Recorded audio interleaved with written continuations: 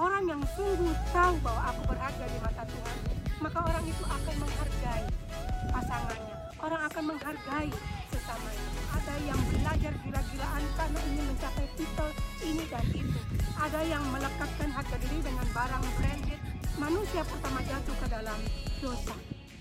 Maka itulah yang merusak. Shalom Bapak Ibu Saudara sekalian, hari ini saya akan membahas mengenai harga diri. Seberapa penting sih harga diri itu dalam kehidupan manusia? Apa sih harga diri itu? Harga diri adalah gambaran diri seseorang mengenai positif dan negatif tentang dirinya yang dia kumpulkan dari lingkungan, dari orang-orang penting dalam kehidupan dia. Dan kemudian dia serap dan itulah menjadi gambaran dirinya. Harga dirinya sangat penting karena berpengaruh dalam kita berelasi.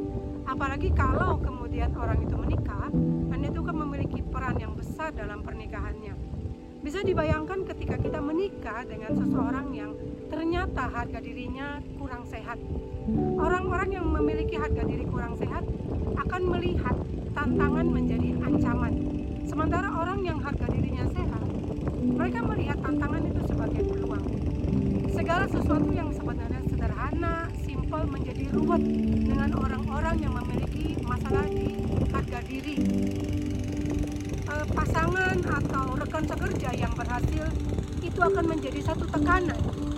Anak-anak yang kritis, anak-anak yang banyak bertanya itu juga menjadi satu ancaman. Dan dia bisa menyimpulkan bahwa anak ini pemberontak karena terlalu banyak tanya ini dan itu. Padahal itu hal yang lumrah. Seorang anak dengan keingintahuan yang besar bertanya ini dan itu. Anda dan saya akan mengalami kelelahan ketika berelasi atau memiliki pernikahan dengan orang yang harga dirinya kurang sehat. Karena bawaannya pesimis, bawaannya sinis, bawaannya takut ini, takut itu. Peluang dilihat sebagai ancaman, bukan melihat peluang sebagai tantangan. Dan menikah dengan orang-orang yang memiliki harga diri yang kurang sehat itu bagaikan terus membawa beban dan harus kita bawa kemana-mana.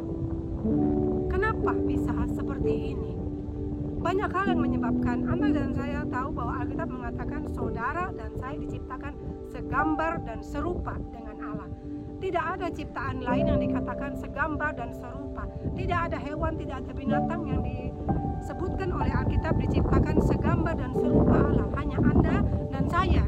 Artinya kita memiliki gambaran Allah, kita memiliki citra Allah yang mulia. Lalu kemudian kita jatuh dalam dosa, manusia jatuh ke dalam dosa, gambaran yang mulia itu hilang. Oleh karena itu, karena gambaran diri yang rusak, manusia mencari bagaimana dia bisa memiliki harga diri. Ada yang mencari dengan pendidikan, ada yang mencari dengan bergabung dengan kelompok-kelompok arisan, kelompok klub-klub yang terkenal, lalu ada yang belajar gila-gilaan karena ingin mencapai titel ini dan itu. Ada yang melekatkan harga diri dengan barang branded, mobil mewah, titel yang berjejer.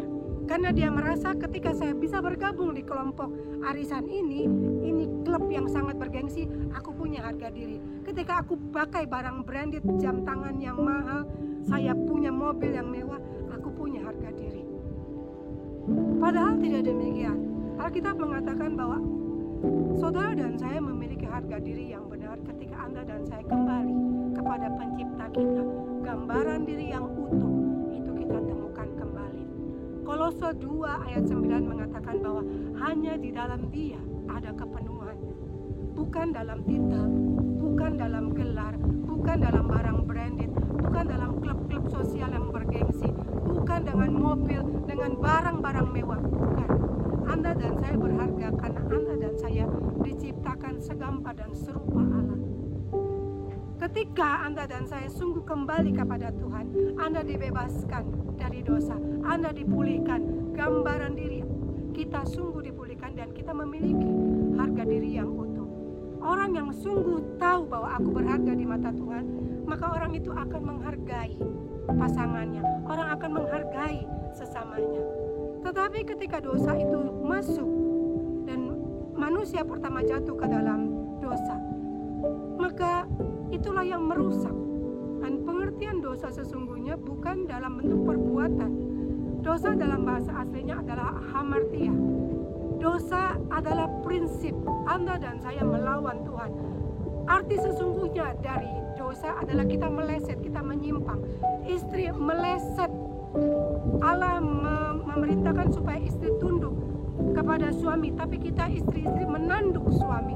Suami diperintahkan untuk mengasihi istri, tapi suami jadi mengasihi istri-istrinya orang.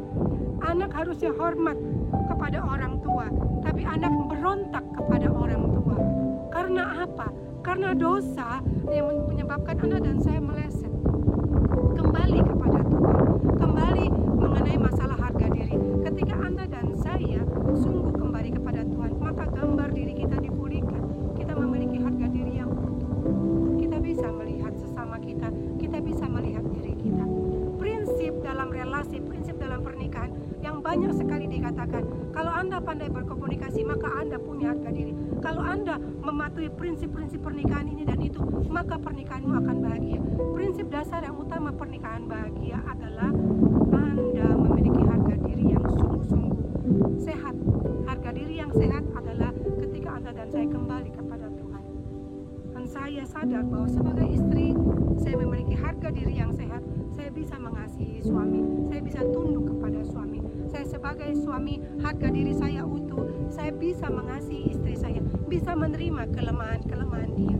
Dan anak-anak pun ketika memiliki harga diri yang sehat, dia bisa menghormati orang tua dengan segala kelemahannya. Orang yang tahu bahwa dia berharga, menghargai dirinya, menghargai Tuhannya, menghargai sesamanya. Anda berharga di mata Tuhan.